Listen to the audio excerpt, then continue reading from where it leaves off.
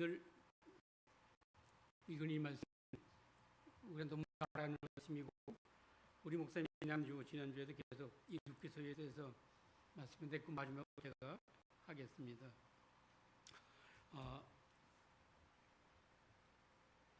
이 마지막 장은 우리 하나님이 우리를 얼마나 사랑하시는가를 나타내는 그런 장입니다.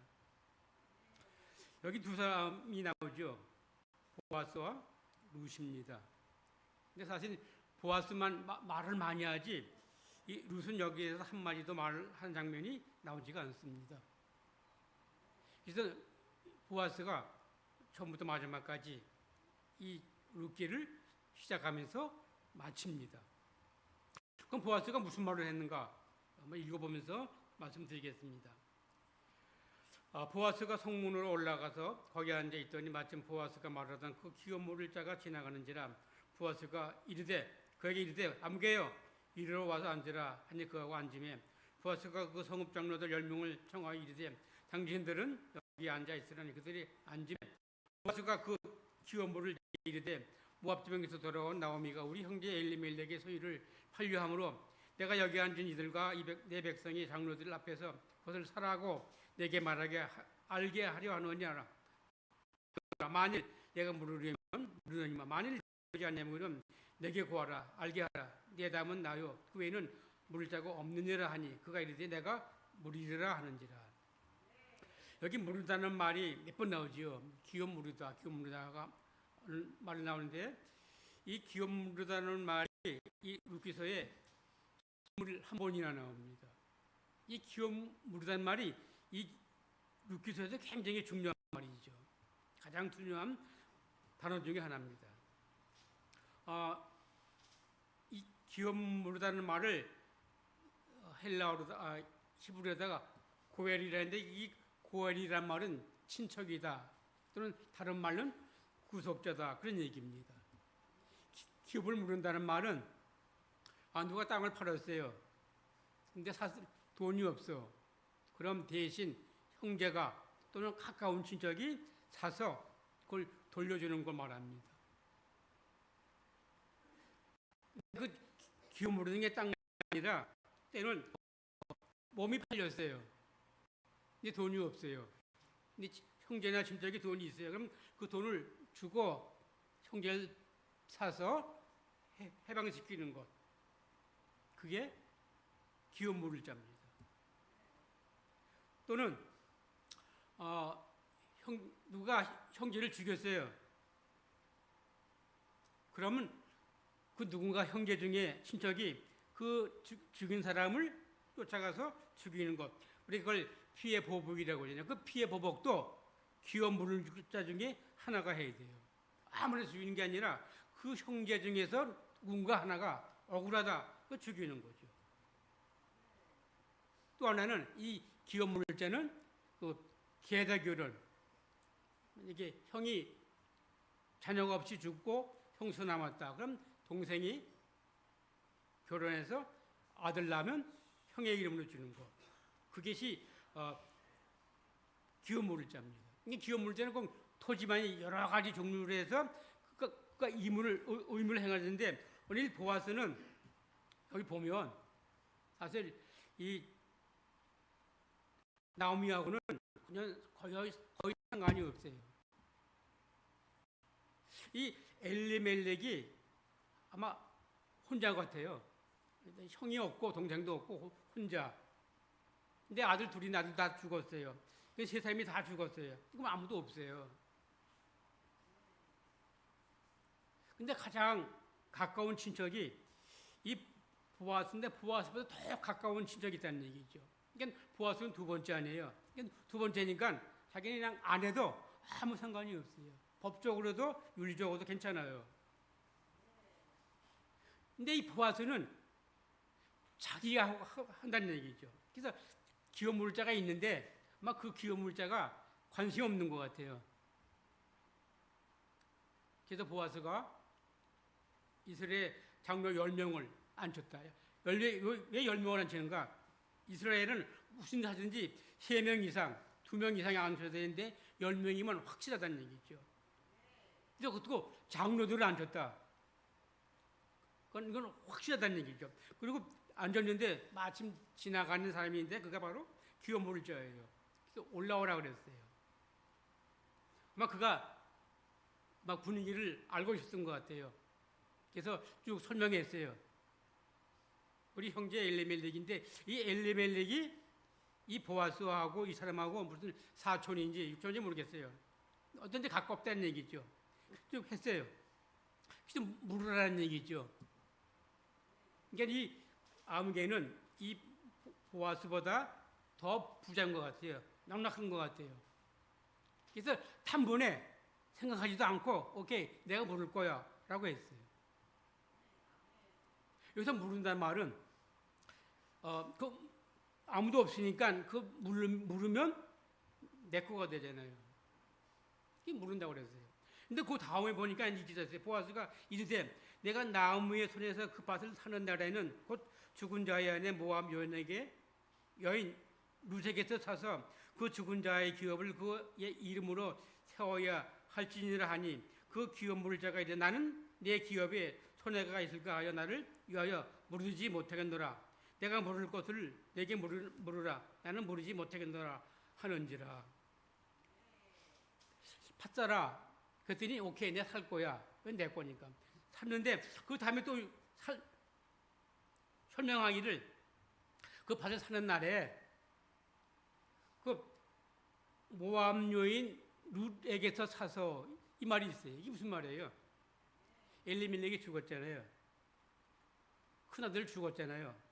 사실 그 기업은 큰아들 거로 내려오는데 큰아들이 죽었어요.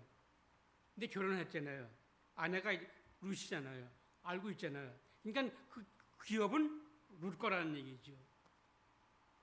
그러니까 그 룻에게서 사서 그래서 그 기업을 룻에게 줘라는 얘기죠. 그리고 그와 결혼해서 아들 낳으면 또 그 기업을 있게 하라.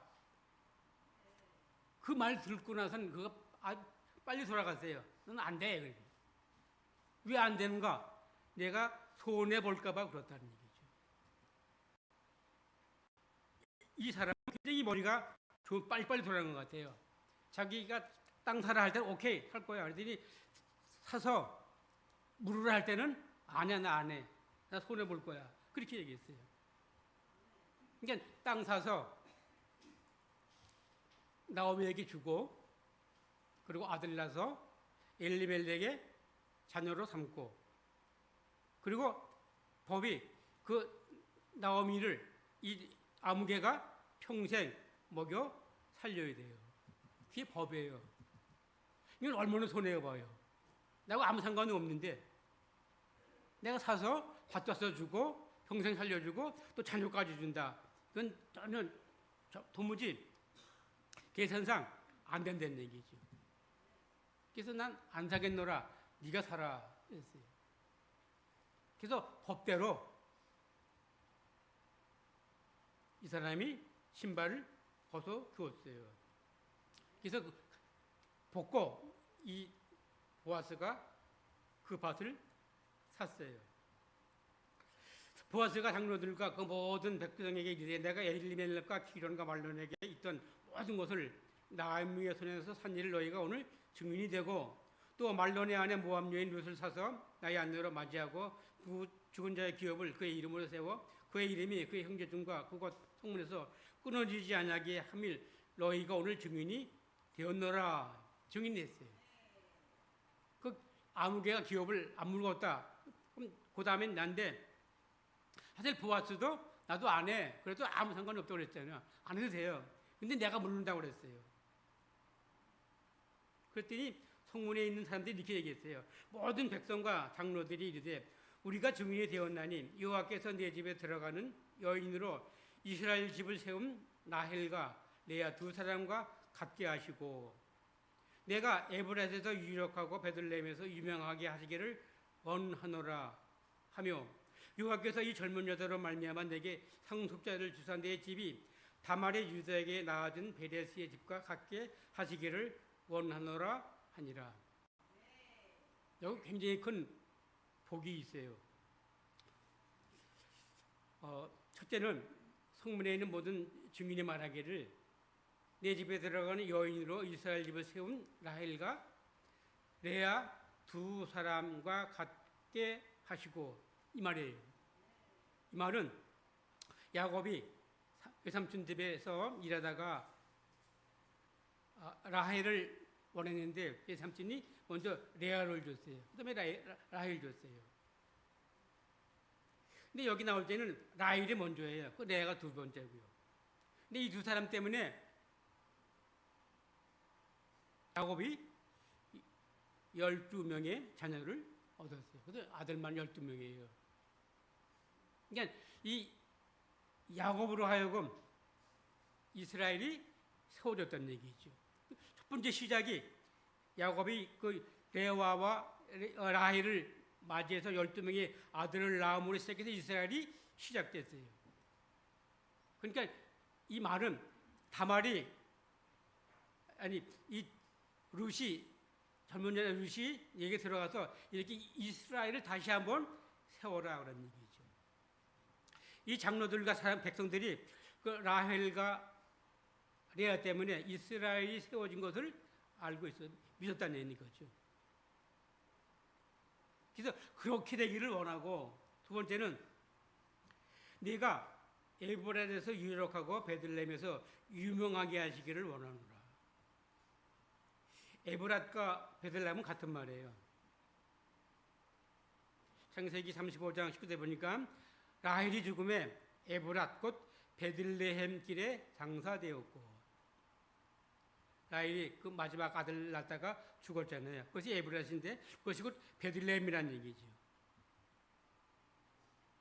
그 창세기 48, 7절에 야곱이 말하기는 네게 대하여 내가 이전에 밧단에서 올라올 때 라헬이 나를 따르는 도중 가나안 땅에서 죽었는데 그것은 에브랏까지 길이 아직도 먼 곳이라 내가 거기서 그를 에브랏 길에 장사하였느라. 에브랏은 곧 베들레헴이라. 그렇게 에브랏이나 베들레헴은 같은데 왜 두 번 얘기하는가?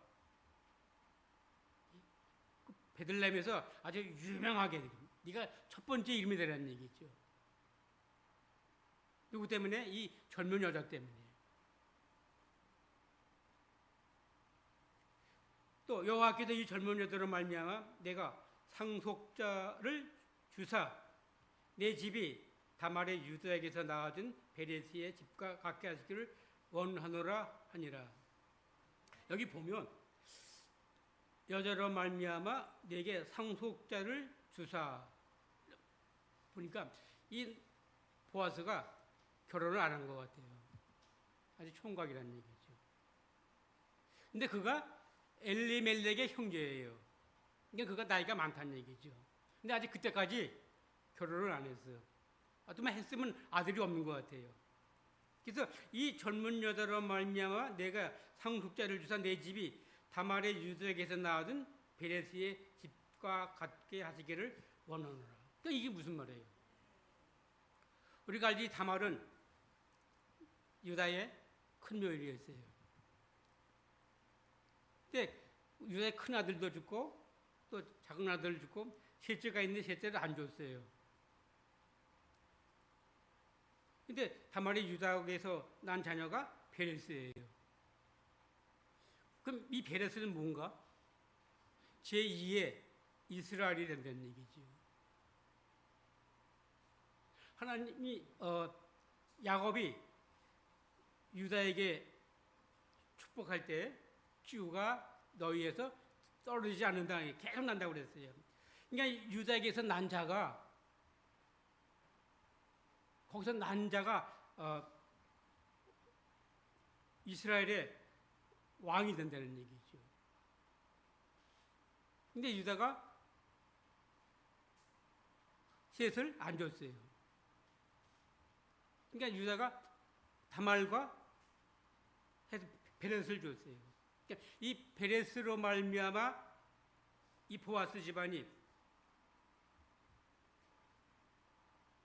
왕위가 계속 이어지기를 원한다는 얘기죠.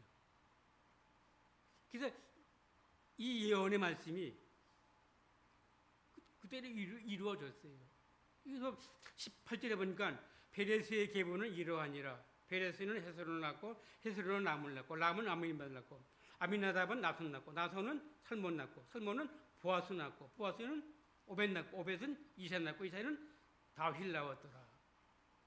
이 룻기서를 얘기하는데 룻 얘기하면서 이 족보가 나왔어요. 이 족보는 물론 그 족속에 대한 계보도 있지만 이 계보는 그리스도에 대한 계보예요. 그 그리스도에 대한 계보를 제일 먼저 이 룻기서에 썼어요.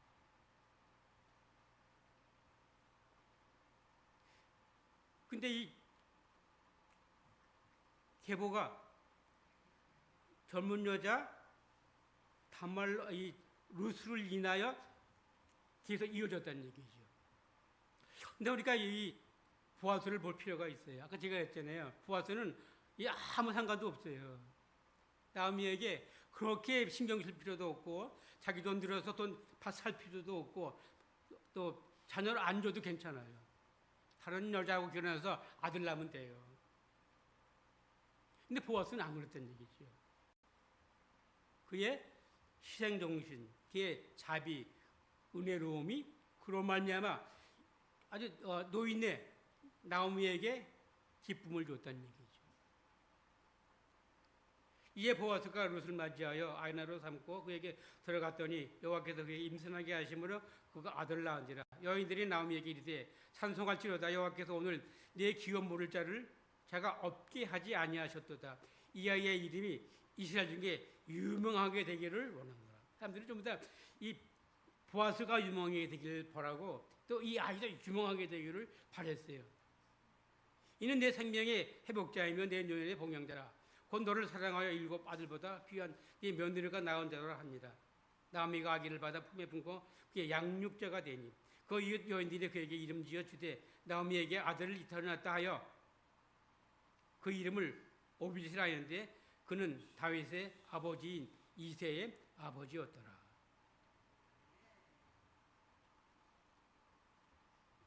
이 보아스는 아무 외롭고 쓸쓸한 노인 나오미에게 그 기쁨이 되는 상속자를 주었어요. 이 말은 뭐예요? 주님은 우리와 아무 관계가 없어요. 그렇잖아요. 우린 이스라엘을 보면 유대인을 보면 우리는 이방인이에요. 그래서 주님과 아무 상관이 없어요. 주님이 나를 위해서 안 죽어도 괜찮아요. 근데 주님이 나를 위해서 죽었어요. 그래서 나로 하여금 죄를 없이 하고 내게 그 기쁨을 회복해 주었어요. 그래서 저와 여러분이 우리가 예수 때문에 천당 가는 거죠. 그 천당이 어디예요? 옛날 에덴 동산을 말하죠. 에덴 동산은 아담과 하와가 죄 때문에 쫓겨났어요. 아담과 하와도 죄가 없어야 들어가는 거죠. 그가 거기서 태어났지만 죄 때문에 못 들어가요. 마찬가지로 저와 여러분이 죄 있으면 그거 못 들어가요. 근데 주님이 나 때문에 죽었으므로 우리는 그냥 에덴 동산에 들어가는 권리를 받았다는 얘기죠. 마치 보아스가 아들을 낳아서 나오미에게 줬더니 나오미가 그것 때문에 너무너무 기뻤다는 얘기죠. 그 노년이 행복했다는 얘기죠. 마치 저와 여러분이 예수 때문에 기쁘다는 얘기죠.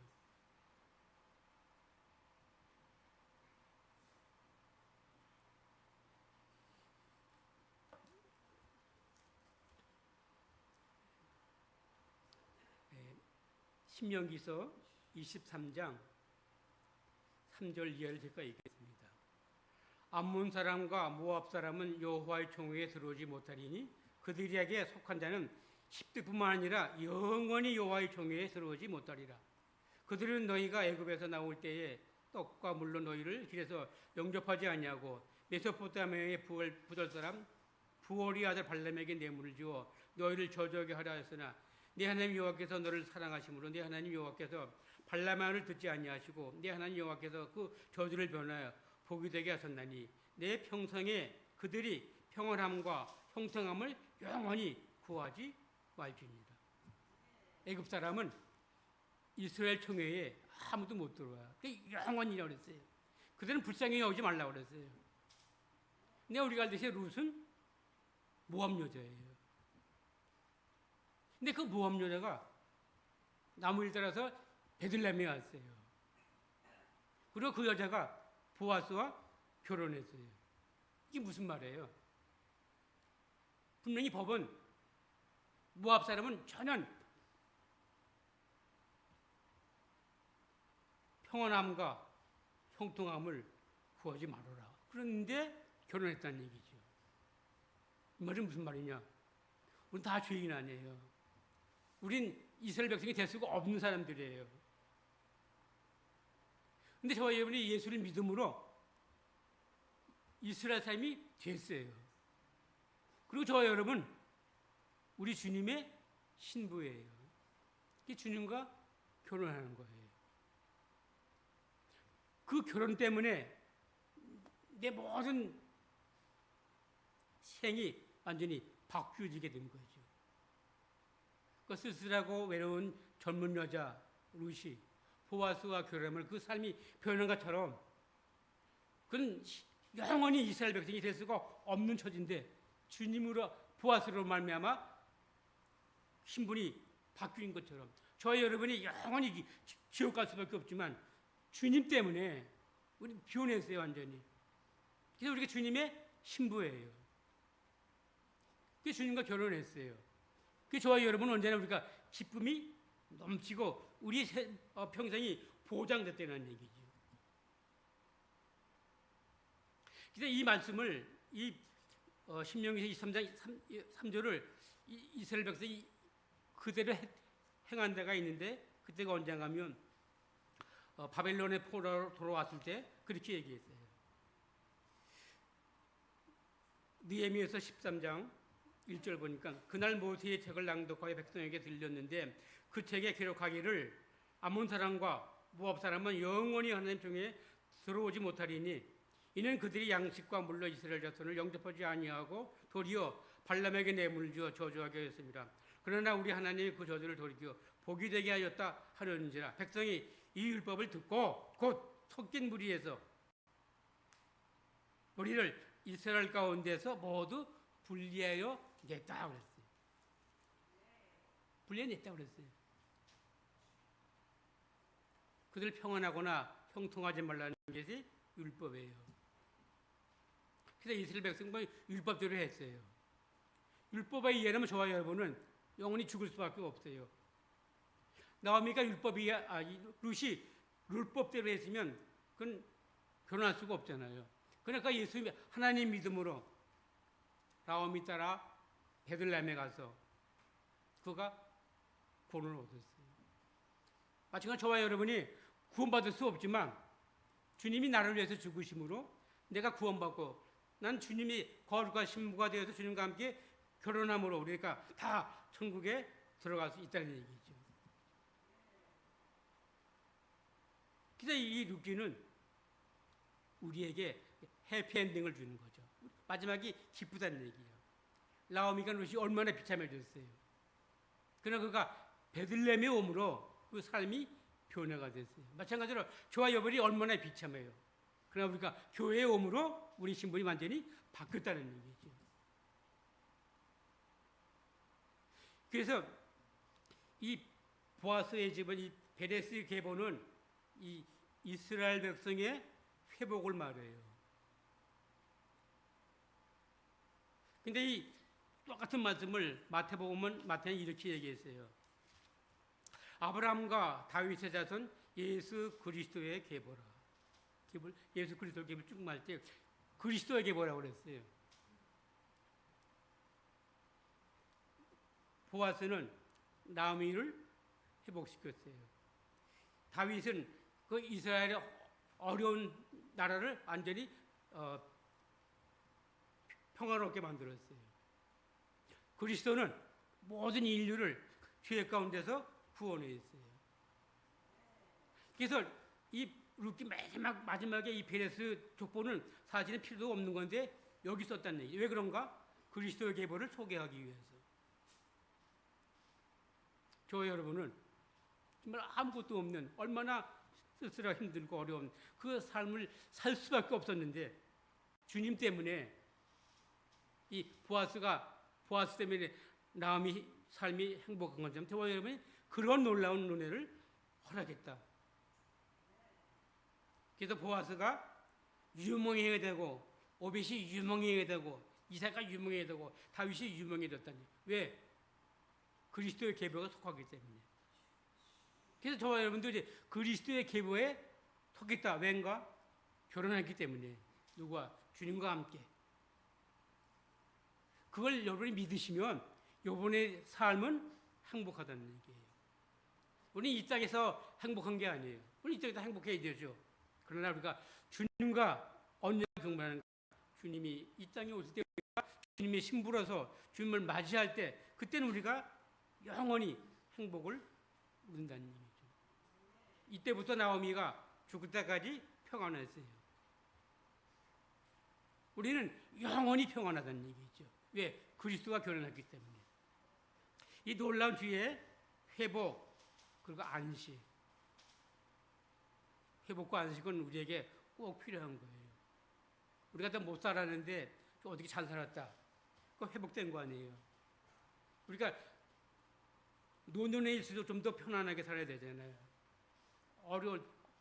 나이가 많을수록 점점 편안하게 되는데 나이가 많을수록 점점 더 어려워진다 생활이.